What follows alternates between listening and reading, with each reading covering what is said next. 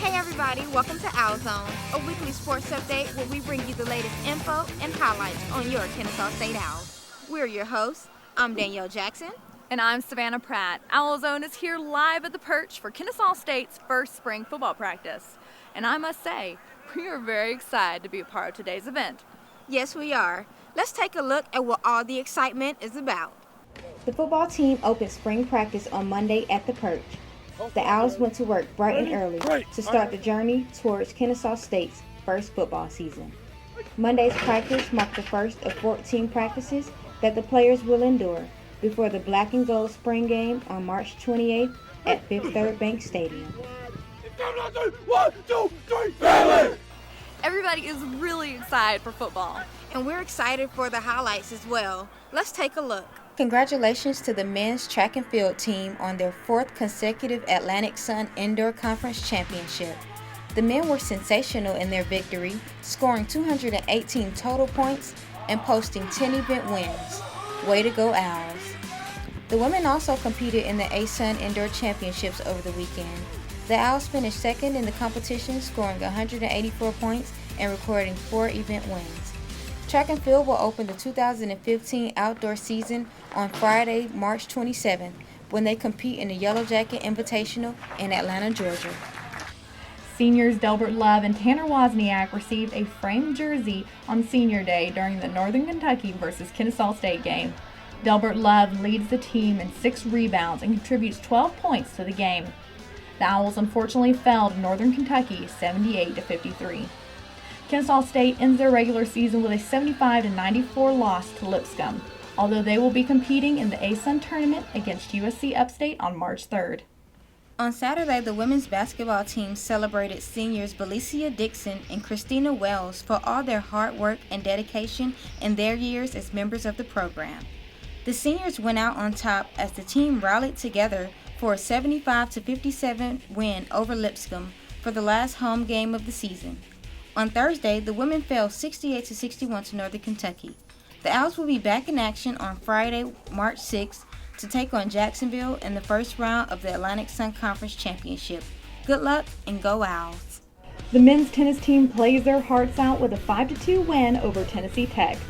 Eduardo Rincon coaches his team to victory as they record the point for doubles and post 4 single victories over the Golden Eagles. The Owls will host Jacksonville State on Wednesday, March 4th.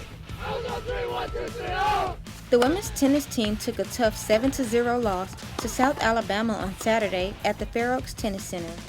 The women will return to action on Friday, March 6th to battle Arkansas State at Kenworth Park. Lacrosse traveled to North Carolina over the weekend to play Campbell, where the Owls suffered a 16-12 loss to the Camels. Sophomore Sydney Farwick and Taylor McGee scored 3 goals respectively despite the loss. Lacrosse will hit the road to take on LaSalle on March 7th in Jacksonville, Florida. The number 25 ranked men's golf team traveled to sunny California on Monday, February 23rd to compete in the Jones Invitational in Valencia, California. The team as a whole shot 2 over par, finishing second behind Southern Cal and beating out 13 other teams, including conference opponents Lipscomb and USC Upstate in the tournament. The men's golf team will return to the course on Monday, March 2nd to compete in the Palmetto Intercollegiate Tournament in Aiken, South Carolina. Softball records a 10-8 win over Evansville. Sophomore Courtney Sutter heats the game up with back-to-back home runs in the bottom of the second inning. Then senior Natalie Rhodes steps up to the plate, hitting her first home run of the season. Kennesaw State defeats Buffalo with a 16-7 win. The Owls will be back in action on Wednesday, March 4th against Mississippi State. Baseball hosts UConn for a 3-game series this weekend. Starting the weekend, the Owls fell to the Huskies with a 5-3 loss. The Owls faced another 0-7 loss in their second game of the series. After a long weekend, the Owls finished the series with a 6-1 win over UConn, winning their 6th game of the season. Baseball will play UAB in another 3-series weekend starting on March 6th at the Stillwell Stadium. Great catch, Savannah. Thanks. Speaking of great plays, let's recap our top 3 moments from the week. Coming in at number 3, men's basketball gives a team effort, turning defense into offense. At number 2, Jasmine McAllister shows off her handles in the open floor and takes it in for an easy layup. And the number 1 spot goes to the men's track and field team for having an outstanding performance and winning their 4th consecutive ASUN indoor title. Remember to subscribe to our YouTube channel at KSU Owl Vision to be the first to see next week's episode. Also, be sure to follow us on Twitter at KSU Owl Nation and like us on Facebook at Kennesaw State Owls. That'll do it for this week's episode of Owl Zone. I'm Danielle Jackson. And I'm Savannah Pratt. And as always, go Owls!